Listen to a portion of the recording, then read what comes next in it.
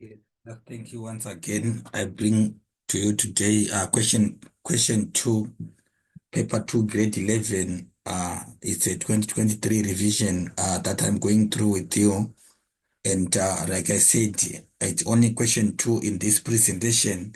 So just be patient. I'll try by all means to make it short and also be very straight to the point. So therefore the video cannot be too long. And don't forget to just share, subscribe, and turn on your notification button. So therefore you keep on posted on every other work that is coming. I'm going to bring to you again anytime soon the revision of all the papers that you are writing. Look forward to them. I'm bringing them to you as soon as you have done writing them. Uh, Let me just go straight to the questions that are posted on the board before wasting much of our time. And we are given that is the map that is showing the distribution of South Africa's energy sources. Therefore, we should answer question 1.1 and 1.21. We have got the key that is given there to say there. We have got core, we have got gas, we have got hydroelectricity, nuclear electricity, and then we have got wind. All these are given in our what? On our map, South African map there. So the questions that come here is that in which province is South Africa's only operational nuclear power plant located? Which province is it?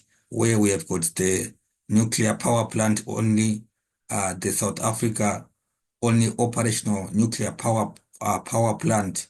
Where is it located? So we can as well refer to our key there, where we can identify to say we have got only the nuclear power plant in the what? In the in the Western Cape, which is shown. We have got only the nuclear power plant in the Western Cape. Therefore, our answer is what? Is D. It is only found in the Western Cape. The only operational nuclear power plant is located in the Western Cape, which is shown on the key there. And then the majority of South Africa's coal-fired power stations are in the Mpumalanga province due to dash. What causes majority of South Africa's coal-fired power stations to be found in Mpumalanga? It is basically because of rich coal deposits that are there. So as we are saying, coal-fired power stations. So in Mpumalanga we have got A, which is the rich coal deposits that are found there. Hence we have got to find them mostly in that province. That's the reason why we can get them in that province. So the next question is saying conventional energy sources in South Africa include dash. Conventional sources of energy in South Africa include dash. It includes, we are saying it includes core. It can be true that it can, I mean, we are saying it includes core. Solar is not conventional. We are saying solar, not really. We don't have our our normal natural or our normal available source of energy is what is solar. Because even most of the people they still don't use solar there. So it can be hydro, which is also mass of our energy, our power system or our power energy is coming from what? From what? From water, which is the hydro power station. And then gas is not true. We don't have that much. So our answer is what it is 1 and 3, which is letter C. We have got our conventional sources of energy from coal and hydro power supply in South Africa. And then 2.14, going green is an important step towards dash. Going green, it is an important step towards a more sustainable life. It is a more sustainable life that we can talk about when we talk about green, to say that we are promoting vegetation. So it is sustaining more sustainable life, which balances the life in terms of the vegetation and plants and animals, where mostly again animals can benefit also more, because we are saying every other areas that were not used for that used to be bare now are now being planted. We can talk about lawns in cities, even rooftop gardens and so forth. Those are examples of going green that we are talking about. And then natural resources being used in an unsustainable where include dash and dash natural resources being used in an unsustainable way include dash and dash. They include which ones are examples of natural and sustainable. We are saying include dash and dash. So we can talk about afforestation. We are saying if it is unsustainable, afforestation is sustainable. Hence, we cannot say that it's unsustainable because we are putting vegetation or we are planting trees where they were not there. So we can talk about extensive use of fossils. Extensive use of fossils, it can actually agree, we can agree to that. And then we are saying reforestation, it is similar to afforestation. Then we cannot say that have use of agri-chemicals. Have use of agri-chemicals, we are talking about agricultural chemicals that are used in farms. So it can be to say that these natural being not used unsustainable way. We are talking about these damaging our natural resources. So it is extensive use of fossils and also have use of agri-chemicals, which can say that D can also be correct to say that D is the right answer as we go to that. And then the country with the most ecological footprint per person is dash. Here we are just looking at it. You see the amount of carbon gas that we are saying per person or industry is produced within of a period of a year. What is that? Which country does have that? So number 6, we are saying we consider to see which one has got the highest. I'm saying here we only look at the figures on the indexes that are shown there. Which one is the biggest? So we can see that Qatar is the biggest with 11.68%. So we have got Qatar is to say that Qatar can be what? Can be the correct country with the most ecological footprint per person. So we are talking about the amount of carbon gas an individual has produced over a period of a year. Therefore, it is what? It is quarter. And then according to the pie chart below, the main causes of soil erosion is or are dash. Main causes of erosion, according to the pie chart there, we have got 49% overgrazing, we have got 14% deforestation, 24% farming methods, and 13% firewood. So we are saying the main cause of soil erosion are dash and dash. So it is overgrazing, which we can say that it's an agricultural activity, or we can say urbanization or climate change. So which one can be the correct answer? It is what? It can be climate change because it's about grazing that has got 49% the highest. So we are saying it has to be what? Agricultural activities, which is shown by what? By C, the agricultural activities is under, it is the main contribution or the main cause of what? Of soil erosion, which we are seeing the washing away of our arable lands, washing away of topsoil from our arable lands. It's what we call what? Soil erosion. Photographs below shows different ways how electrical energy is obtained in South Africa. Match the descriptions with the appropriate energy sources. Write only the energy source next to the question number in the answer book. For example, thermal energy on 2.24, 2.29. So we have got our thermal, wind, geothermal energy, hydro, and biomass energy. All of them are given there. So obtained. So we are saying which energy is obtained by splitting uranium atoms, which energy is obtained by splitting uranium atoms. It is what? It is nuclear energy. Nuclear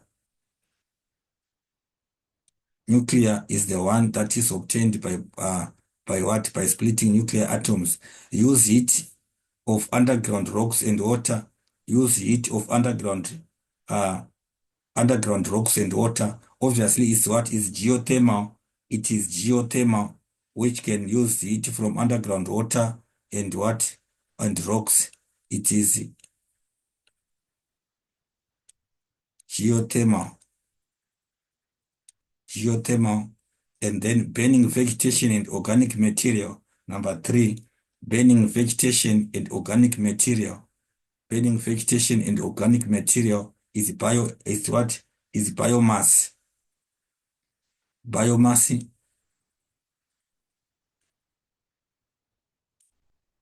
and then photovoltaic panels converting the sun's rays. Number 2.24, photovoltaic uh, panels that are converting. Photo means we are saying light, and then the panels.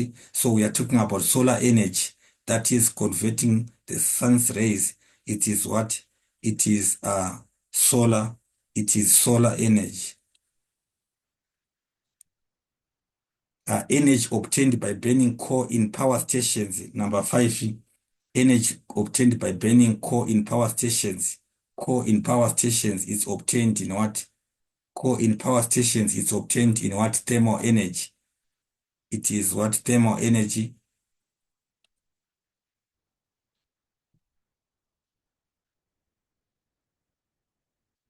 And then energy that is a combination of renewable and non-renewable. Number 6, which is a combination of renewable and non-renewable. I'm sure that you can agree with me that it is what? It is nuclear energy. A combination of renewable and non-renewable. It is nuclear energy. And then number 7, we are saying uh, using force of running water. As long as there is running water, it is what? It is hydro. Hydro means water. So unit energy, force of running water, it is hydro electricity or hydro energy. Referred to as heat energy. It is also referred to as heat energy. It is what? It is thermal. It is also thermal. That is also referred as what? As heat energy. It is what? It is thermal.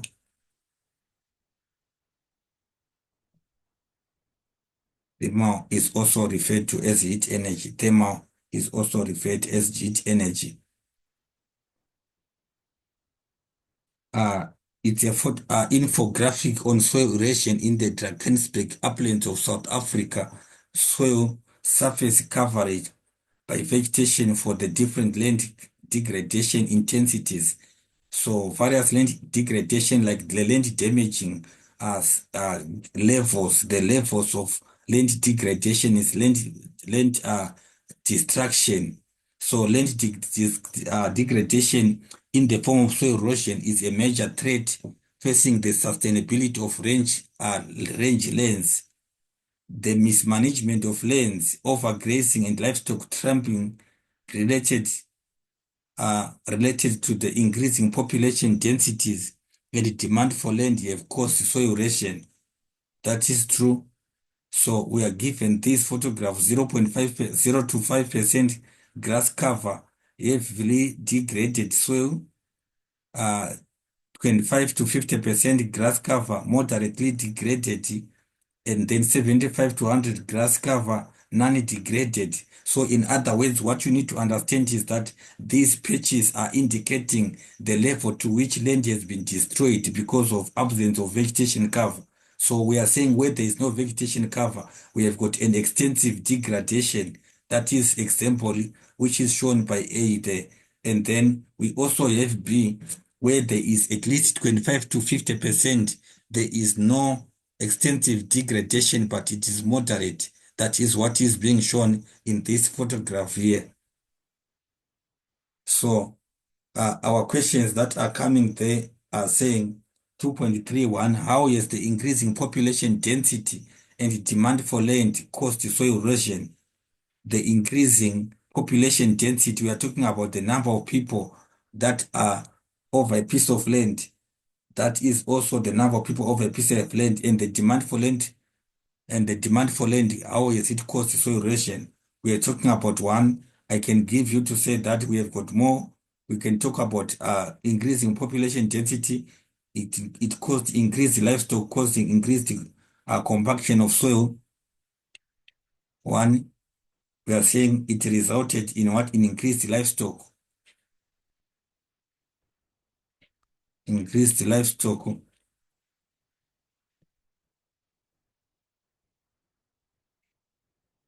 Increased livestock. also increase the compaction of the soil, caused increased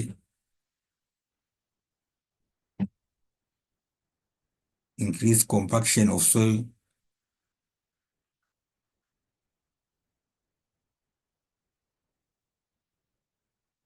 And then we can also talk about we can also talk about overgrazing as number two.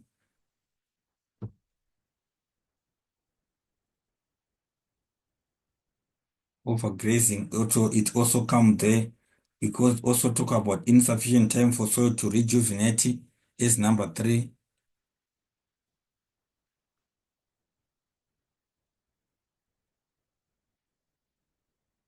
Insufficient time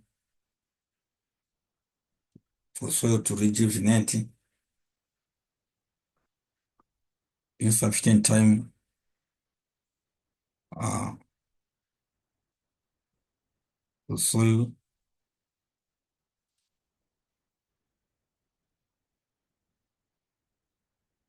And then number four, we can talk about land is not being left to fallow. Land is not being left unplowed, left fallow.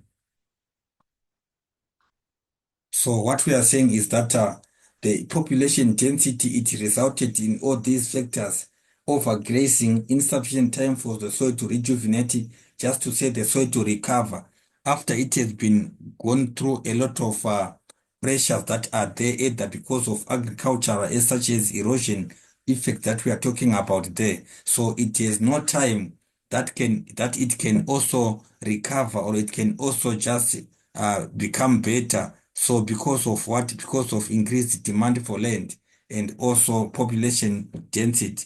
So land is not left, land is not being left far, as to say every piece of land is being cultivated.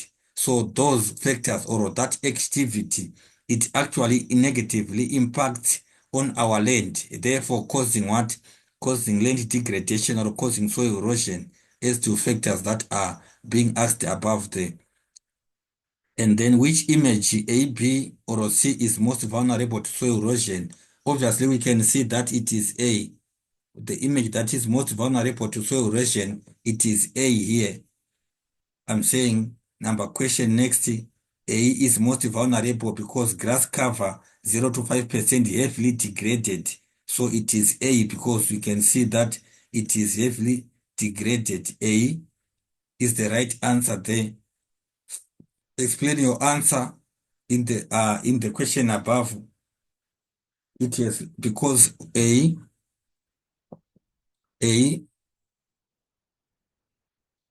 because it has the least protection. It has least protection. A has got the least protection. And then we can also understand that it is actually there is less infiltration and more runoff. It's another point there. It suffers. It suffers from less infiltration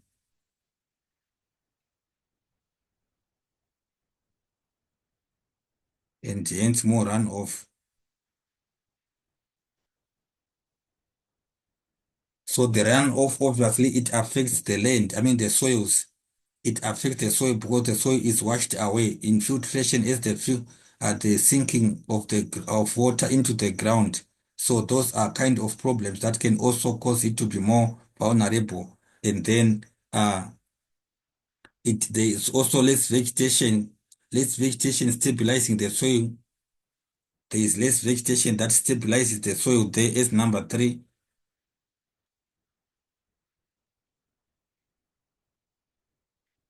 Less vegetation to stabilize.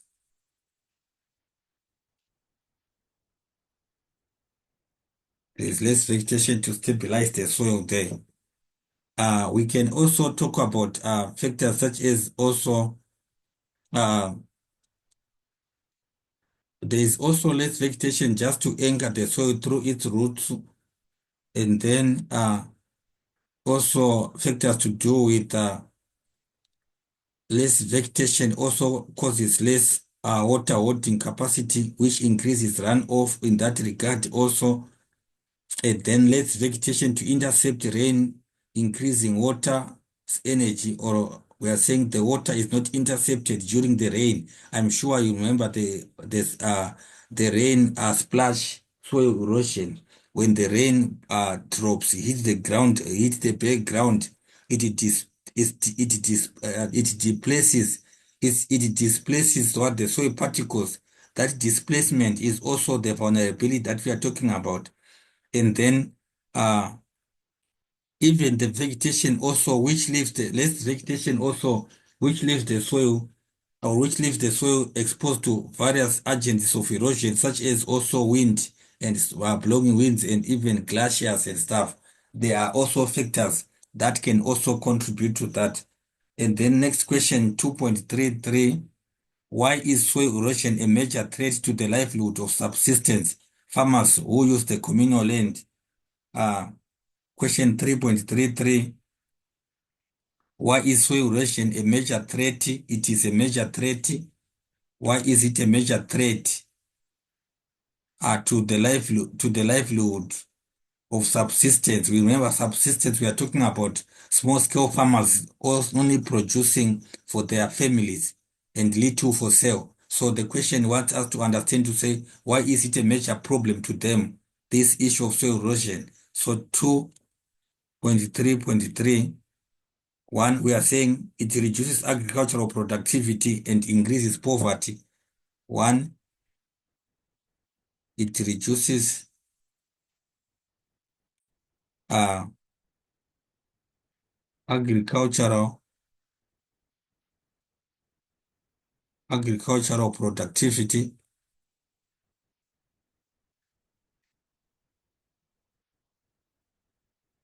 and increases poverty.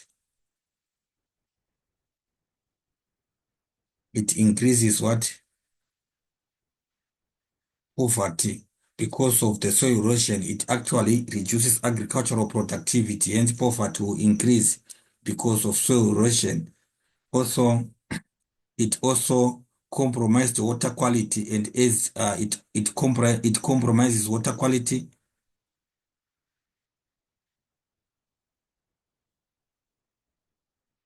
compromises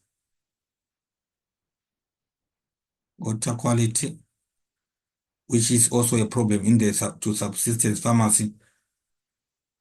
And then we are talking about cattle are kept as a measure of wealth. Farmers do not want to farm to do not want to farm fewer cattle. Is number three. Cattle. I'm sure that you understand that cattle are kept uh,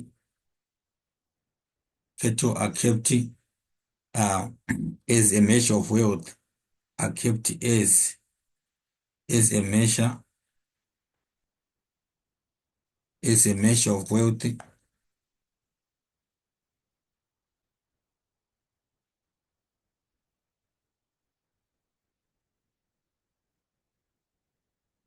and these farmers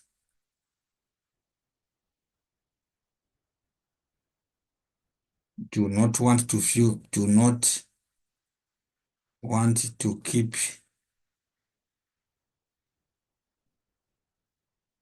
your cattle. And then number four, we can also talk about it causes uh, many people to be unemployed, because remember many people may become unemployed.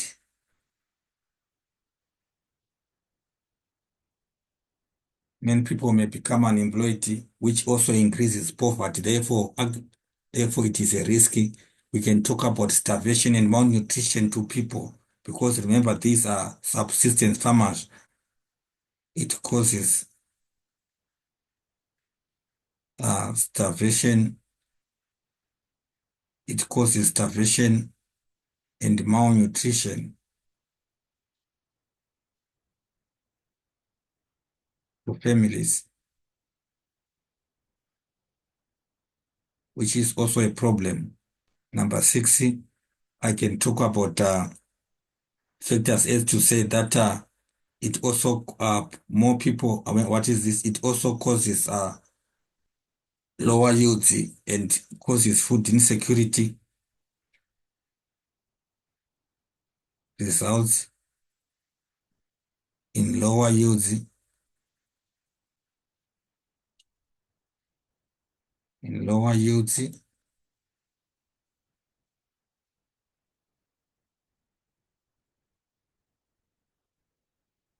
and therefore food insecurity.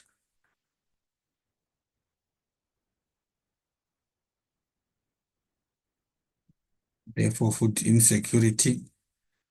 And then I can as well maybe talk about issues to do with limited financial resources spent on what? On feed for animals, causing the subsistence farmers have no money, so the limited money that they have can also be spent on animal feeds, which can also increase poverty and strain their financial support or their financial basis. These can also be quite good answers that we can give on what? 2.33. Let's go to the next question. The next question is saying, in a paragraph of 80 lines, explain sustainable management strategies that can be used to control and prevent soil erosion. 2.34, 2.4, 2.34. We are saying measures that can be used to reduce, uh, strategies that can be used to control soil erosion.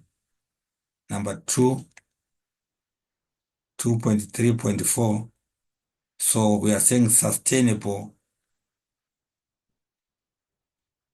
management strategies uh, to reduce, to control and prevent soil erosion, to control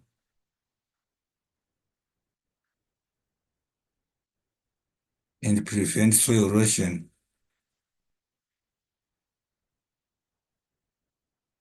control and prevent soil erosion. So sustainable management strategies. So when we're saying sustainable, it meaning to say that these are measures that can be used continuously and can now prevent problems, or soil can they can actually prevent soil erosion. So these are such as one, we can talk about crop rotation when farmers are to plant different crops on the same piece of land in different seasons or in different farming periods. We can talk about crop rotation, rotation of crops.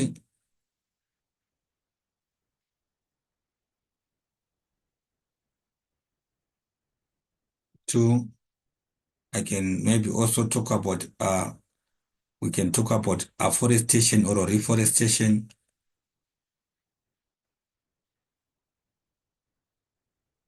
or reforestation.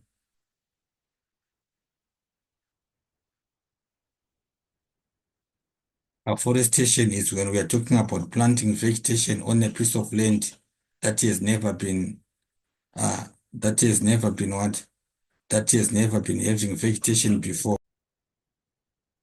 Okay, so we are saying crop rotation, afforestation and reforestation. We can also talk about avoiding overcropping is also good farming practices. Avoiding overcropping, that is like ensuring that farmers they don't overpopulate their fields. Then the population size of crops that they should put over there or in their pieces of land should not be should not exceed the carrying capacity of that land. You know, Musa, that it causes depletion of nutrients and also even the problems with water retention and water management with underground water. So it can be finished. So we can also talk about protection of grasslands, protection of grasslands. Uh, the grasslands are pastures, protection of grasslands. These are grazing lands. We can say that they might be like saying that the farmers must ensure that there is rotational grazing, which can also ensure that the land is not over to avoid overgrazing. They can as well just buffer certain regions or certain places such that they are not being grazed any every other time. So therefore, we are also ensuring that the soils that we are also ensuring that we prevent soil erosion. Uh, it can also because of drainage basin management. Number five, proper proper drainage basin management. Drainage basin, the area that is drained by a river and its tributaries. We are saying people or farmers must ensure that these areas are not deforested and also even contour plowing. So therefore, there is no rapid soil erosion that can take place. It can also be reduced by public education and awareness. Public education, we can say education or training. You know, the reasons why we are being educated or people go to school is to change their attitude and art of doing of things. When people are educated on the effects of soil erosion and how to prevent and manage it, therefore they will at the end of the day ensure that they do those practices that they are being trained about. That is also quite important in terms of avoiding and controlling of soil erosion.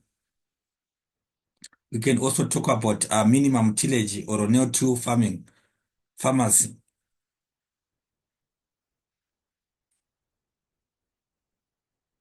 farmers must practice minimum or no-till or no tillage farming. That is when by people or farmers must just put crops without plowing it or without turning off the soil. The turning on of soil is actually like ensuring, I mean, it actually exposes the soil to the agencies of soil erosion. So minimum tillage is whereby there is uh less disturbances on of the soil or of the arable land, where only the areas where they are putting the crops can only be tilled. So no tillage, it will ensure that the soil is not disturbed. Hence, it remains compact and also reduces its vulnerability to agencies of soil erosion. That is what we are saying in terms of what question number 2.34, sustainable management strategies to control and prevent soil erosion. All these are quite a lot of ways that can be done. Crop rotation, afforestation, avoiding overcropping. Uh, we can talk about retaining borders of natural vegetation along rivers that was buffering, and then also uh, building up soil organic matter. That is just to ensure that the soil or the land remain fertile, and then it is just being covered, is not exposed to the agents of erosion that we're talking about. 2.4 is south is Africa's renewable energy capacity of African renewable energy projects by region in megawatts, which is given there. So its current capacity and then under construction. So we need to look into that. North America, Central Africa, West up to Southern Africa. We are given various measurements that are readings that are given there. So Africa, the world's only region that exceeds excellent conditions for solar power. Africa is 60% of the world's best solar resources, but only 1% of the solar generation capacity is harnessed, meaning to say that most or the abundance of solar energy in Africa is not being utilized. These solar power resources give Africa a unique opportunity to provide affordable, reliable, and sustainable electricity for economic growth. So first question 2.4.1, it is saying, what is renewable energy? Define renewable energy. Uh, it is energy produced from sources like sun and wind that do not run out. Energy is energy produced from sun. It can be from sun or from wind sources that do not get finished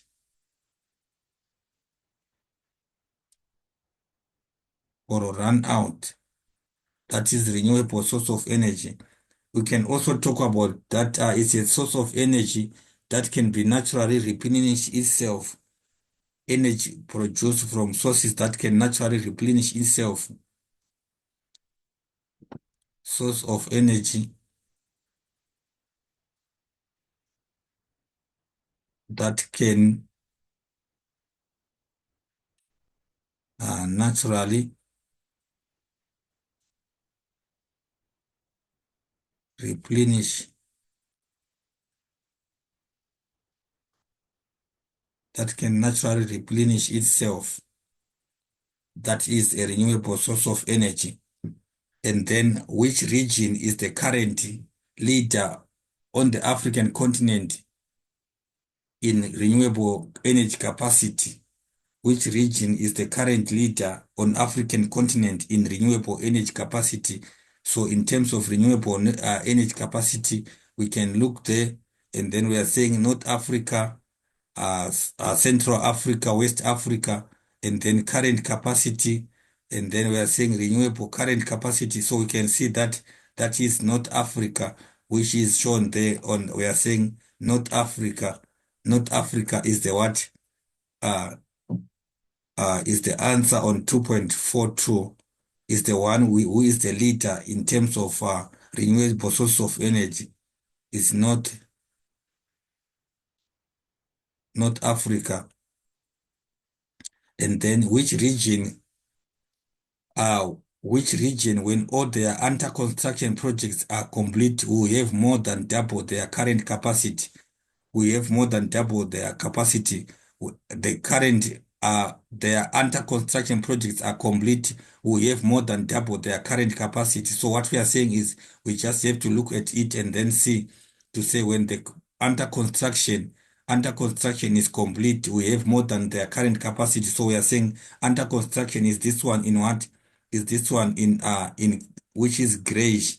We are saying under construction.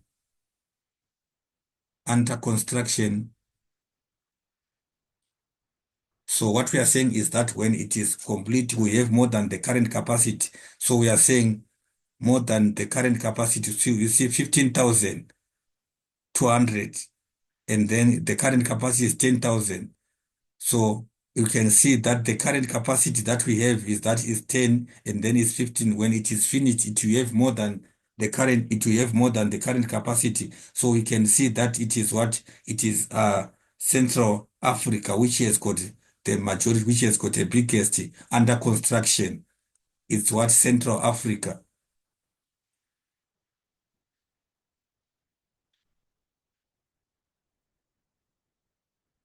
It is Central Africa, as you can see from the graph there.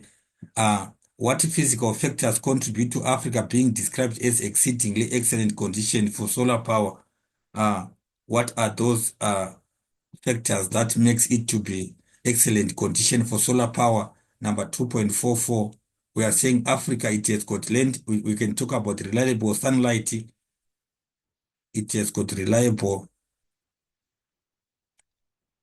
It has got reliable sunlight. Number two, we can also talk about the flat gradient, which causes sunlight to be enough flat gradient. So Africa has got a flat gradient, which also helps in terms of what it reduces the issue of the shade and so forth. Hence, the solar energy is efficient. We can also talk about the abundance of sunlight,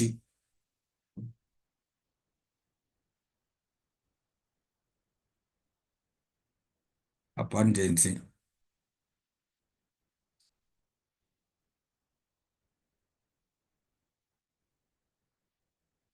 the abundance of sunlight. And I think I can as well add as to say the longitudinal position, which is the position where we are saying the the latitudinal position,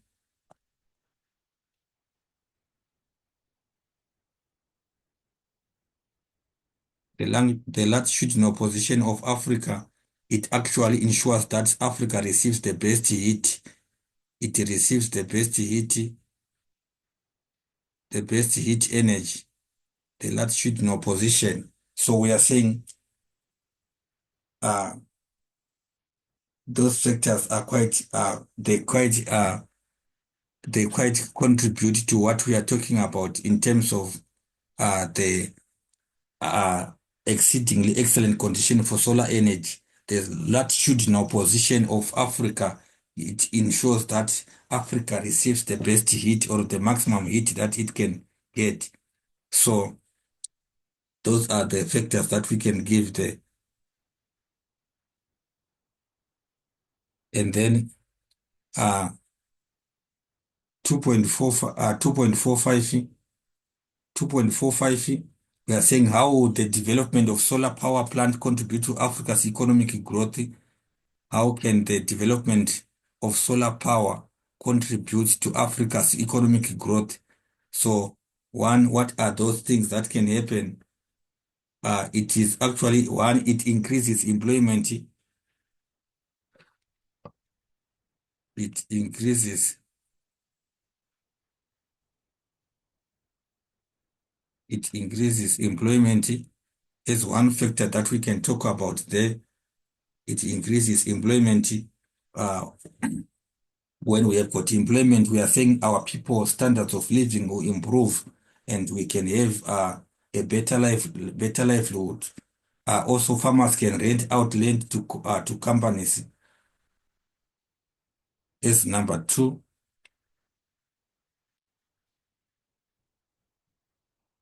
Farmers can rent out land. Farmers can rent out land. We are saying farmers can rent out land to companies, so therefore they earn money. And then also to add on that, other points to add there, we are still on question 2 point. We are still continuing with 2.45. We are saying diversification of the economy can also, we can also have Africa may have uh, diversification. I think Africa may have diversification of the economy. It may have the diversification of the economy. We can also add to say that we can also be able to sell electricity to other countries.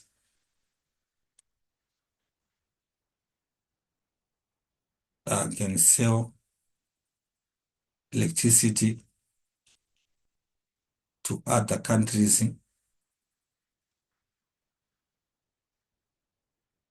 and in foreign currency. We can earn foreign currency there, the much needed foreign currency. Remember, we've been talking about balance of trade and stuff. So when we sell the electricity to other countries, Africa can be able to earn what? To earn foreign currency. we can also talk about increase in foreign direct investment, uh, increase in foreign direct investment. Foreign direct investment, we are talking about people coming from other countries willing to invest in Africa because of the increasing generation of solar energy, which is sometimes cheaper to than other conventional other conventional sources of energy. We can also have points to do with businesses can operate with reliable energy.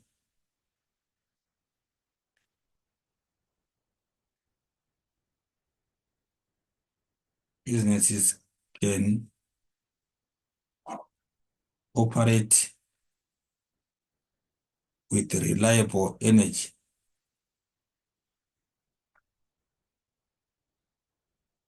We can add many points there that can also uh, help in terms of the economic growth or the economic development that we are talking about. At the same time, the country can save the country on the fines for excessive carbon emissions which are caused by other environmentally unfriendly sources of energy. The country is saved from those. There is also we can also talk about money spent on operations and maintenance is actually saved, as in like power generation. There are quite a lot of engines that sometimes may need to be fixed. So the country can save money from what money spent on operations and maintenance that is also a good advantage there. There is also a factor to do with the multiplier effect in terms of saying investing in solar energy. It can cause more other bigger returns on investment or many other economies of scale that the country can also or Africa can benefit from. So those are quite a lot of points that we can put in that can also increase in terms or help in terms of the advantages of having uh, power plants, even skills development and learnerships that can also be integrated into our economy to have our to help within the various economic sectors. They can also increase or they can also help in that regard. Skills transfer, learnerships that can also come into play in that respect. So question 2.4.6 is saying explain challenges Africa faces in increasing their capacity to generate solar energy. What problems can we have as Africa when we increase challenges Africa can face by increasing their capacity of solar energy? Challenges Africa can face after increasing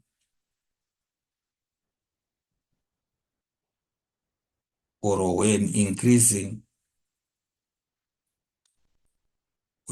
after or when increasing capacity to generate solar energy.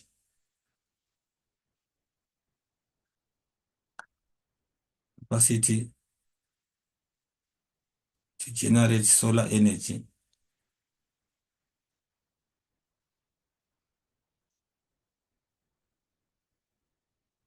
So what are those challenges that Africa can face?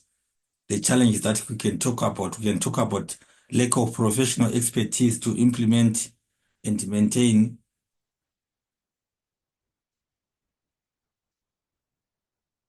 lack of professionals,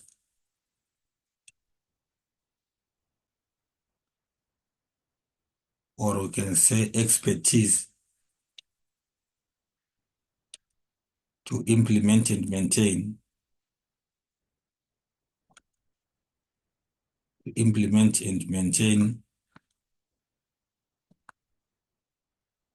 the system, the solar system.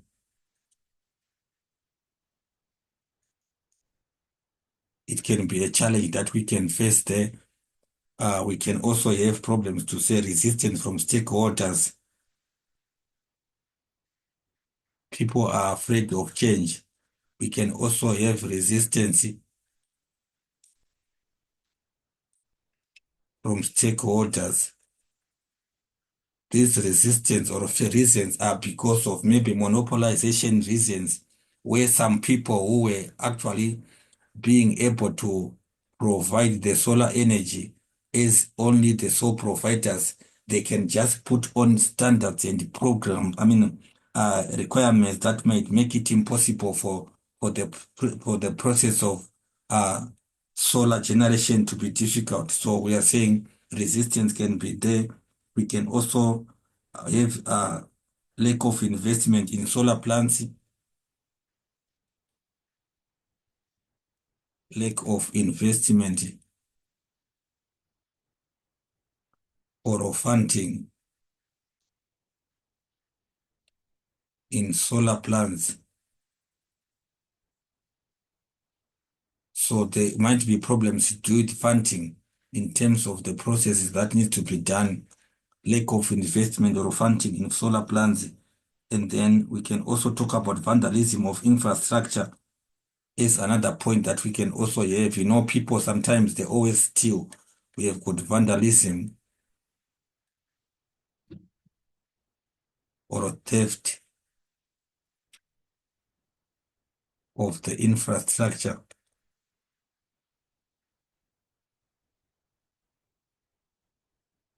People can steal the stuff that is used or the machines that are used there.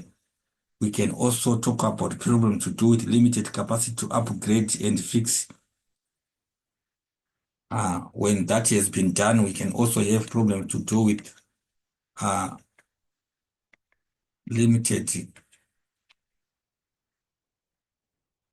capacity to upgrade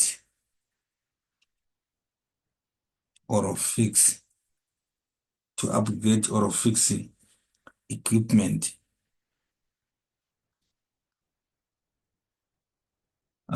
That can lead to problems in terms of the supply, that can lead to equipment causing the machines or the plants to shut down. And then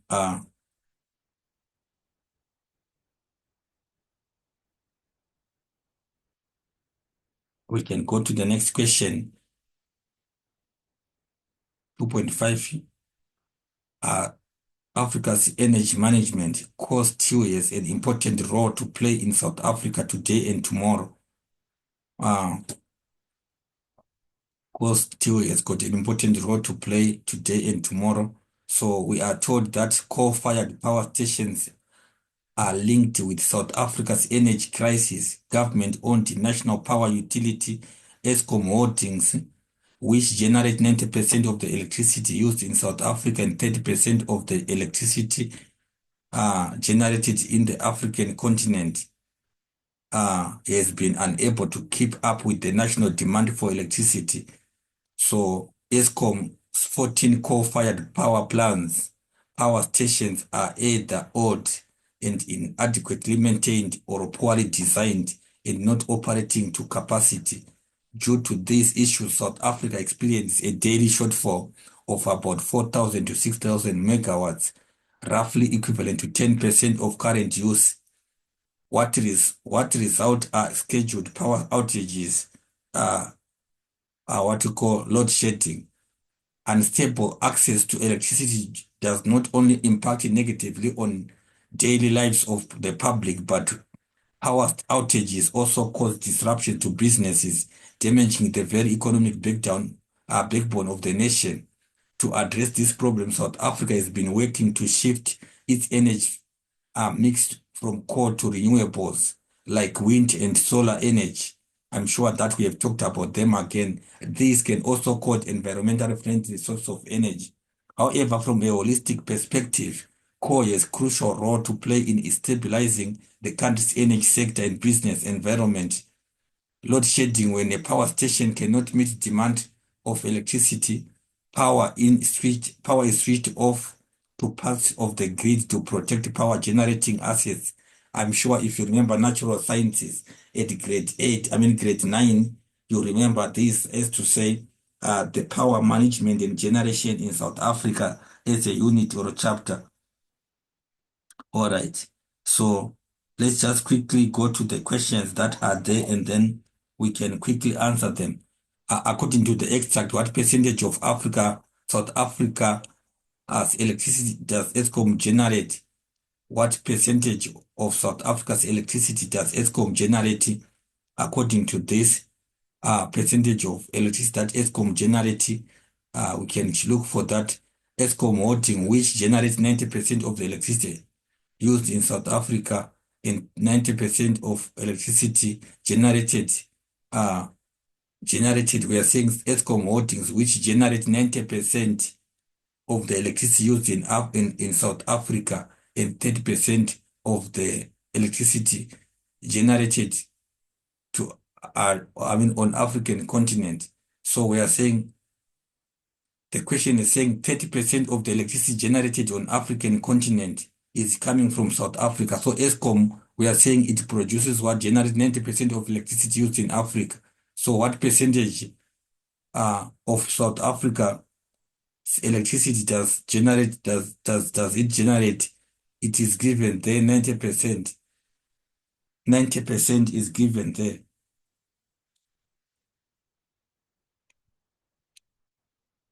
And then we are saying, quote from the extract, why Eskom's 14 coal-fired power stations are unable to meet the national demand for electricity. It is given also in the essay there that the 14 power plants, I'm going to check here, 14 core-fired power plants are either old or they are old, inadequately maintained, or poorly designed and not operating to capacity are the reasons of the what? These are the reasons why the 14 power plants are not able. So we are saying why the 14 core power stations are unable to meet the national demand. One, we're saying they are too old.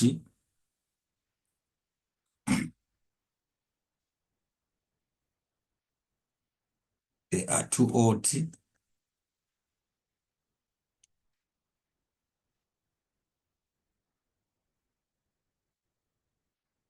They are too old. Two, it is also said in the essay that they are poorly designed.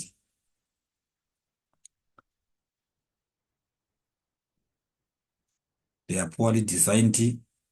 Three, there is also a problem to do with not operating to capacity that I marked now. Not operating to capacity. And then four, I can also say that they are inadequately maintained.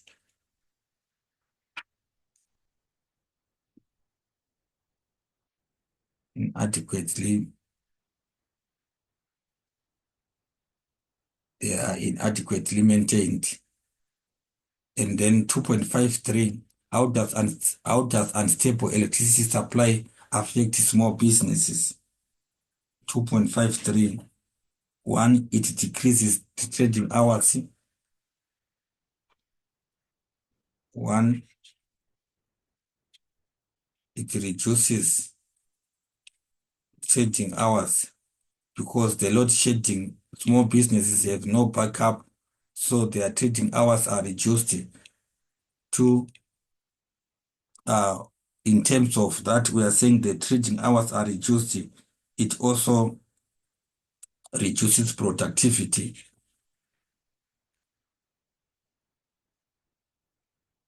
because instead of working for 8 hours, the small businesses are operating only for 5 hours because of load shedding.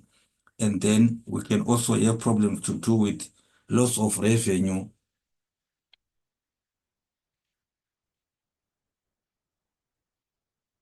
Loss of revenue is another problem that can also lose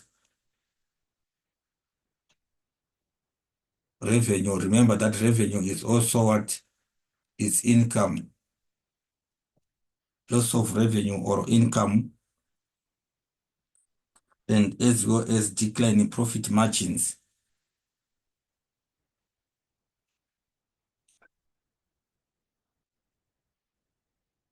Decline in profit. So small businesses are suffering because of all those factors that we are mentioning there. Productivity reduces, revenue is lost, profit margins also they are declining, and then we also have expensive alternative sources of energy are being used as another point. Expensive alternative sources of energy, alternative energy sources, alternative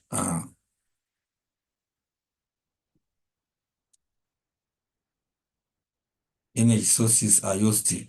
Therefore, it becomes another point on its own, which also affects what small businesses. Number 5, number 2.4. Question next is saying, in what ways do South Africa's reliance on coal-fired power stations impact on the environment? How does it impact on the environment? Coal-powered power stations. How does it impact on the environment? I can just write it below here. 2.5.4. We are saying coal-powered power stations. Effect of coal-powered power stations on the environment. Effects of coal-powered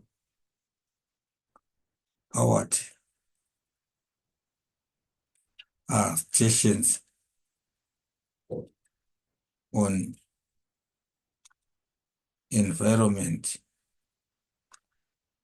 environment. Effects of coal-powered stations on environment. So we need to understand that it causes massive pollution,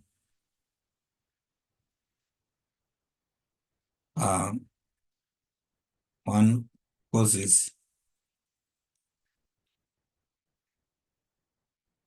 massive pollution. We can talk about water. It can cause also pollution of water and even land. We can also talk about even air pollution.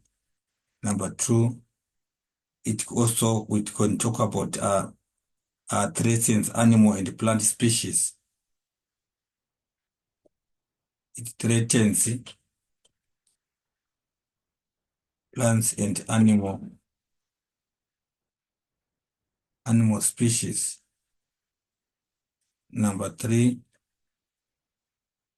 we can also talk about so coal energy is a non-renewable. It is a non-renewable source of energy.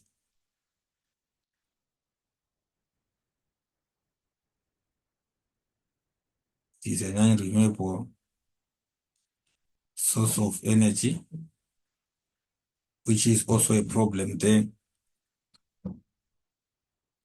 It increases greenhouse gases. It increases greenhouse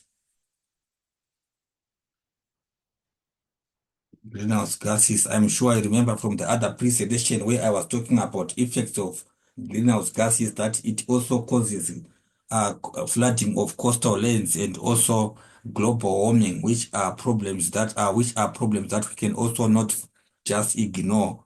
And then we talk about destroys habitats of land and aquatic animals. It destroys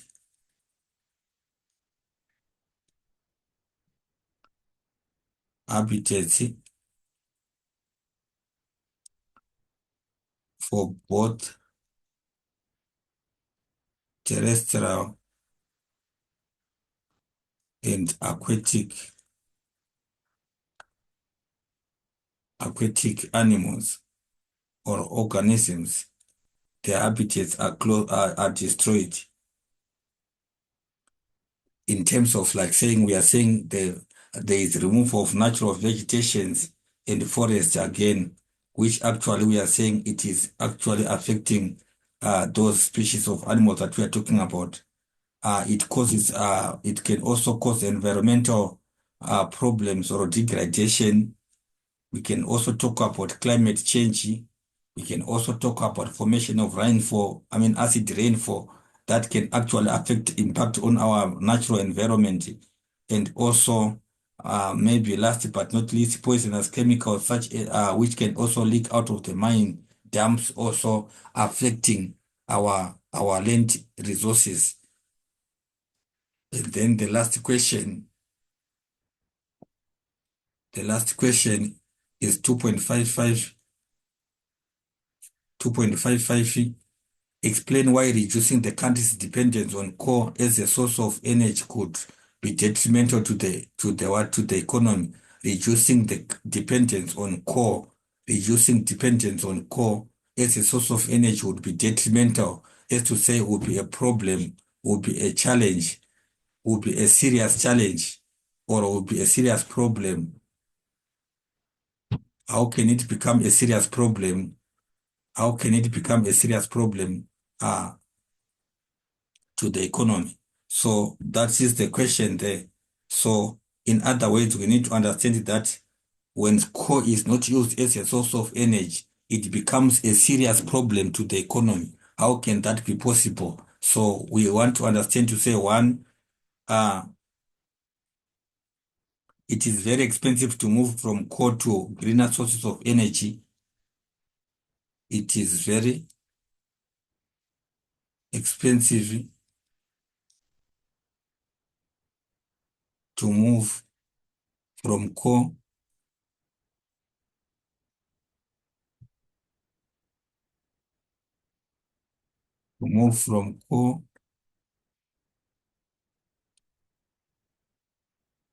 to greener sources of energy, to greener sources of energy. Uh, we can also decrease in money circulating in the economy. Number two, results in decrease in money circulating in the economy.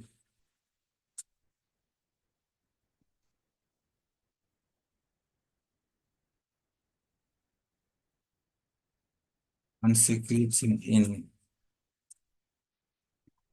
the economy. If people don't use coal, the amount of money circulating in the economy, it decreases, which is also a problem there, which we say it is detrimental.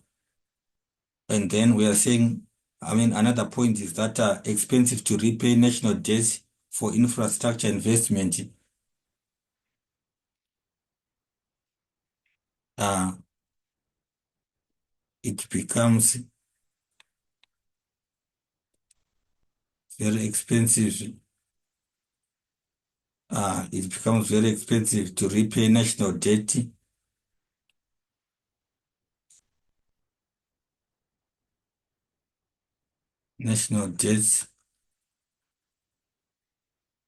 for infrastructural investment.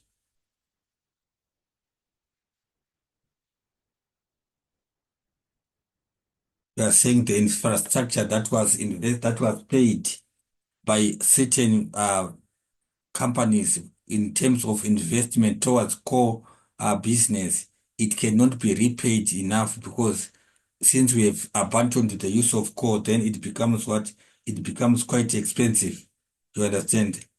And then we can also talk about South Africa also has a lot of coal reserves and it earns foreign currency from them. SA has a lot of coal reserves that it earns uh, foreign currency,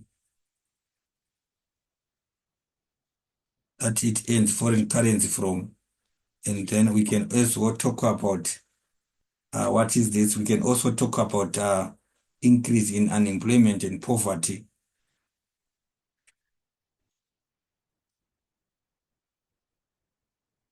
in unemployment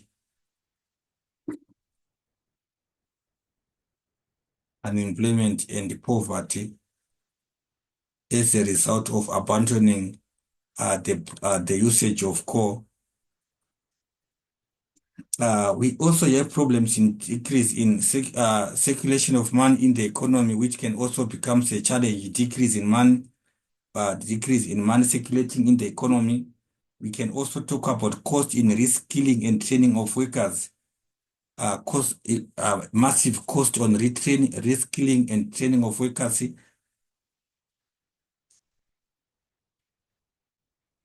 Massive cost on reskilling, reskilling and training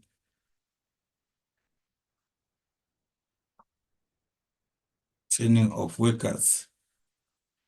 We are saying people who must be able to work, who can be able to work in the new methods or new sources of energy, they need to be retrained.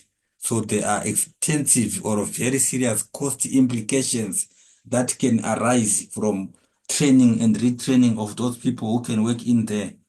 And then there is also an increase in reliance on social grants as a result of unemployment that we have mentioned there. The social grants also are overburdening and straining the economy. Then that is why it is so detrimental to abandon the usage or the production, the usage of coal that we are talking about. And then maybe last but not least is that it is relatively cheaper to extract and cheaper to generate power from coal. It is relatively cheaper to extract and generate power from coal. So such points are also quite noble in terms of answering that question which is being asked here. So you can see I have given 6 points, but you are asked three. And I have even mentioned other four extra from the list that I've made. Thank you so much for your time. And please note that these questions are typical questions that you can meet in your final exams at the end of the year. And please keep connected by subscribing and turning on your notification button. I have got few of students who have seen uh, that after writing that whatever that they were writing that day, that subject, Metric Hub has managed to do them before. Only if they have known it before they went to write, they could have scored their distinctions. Please keep connected. From grade 8 to grade 12, we are taking care of you and we want to make a difference. By the time you write your grade 12, I'm sure that we have got a story to tell. Thank you so much for following and keep connected. I just wish that you keep on understanding and all the best towards your examinations. Thank you again.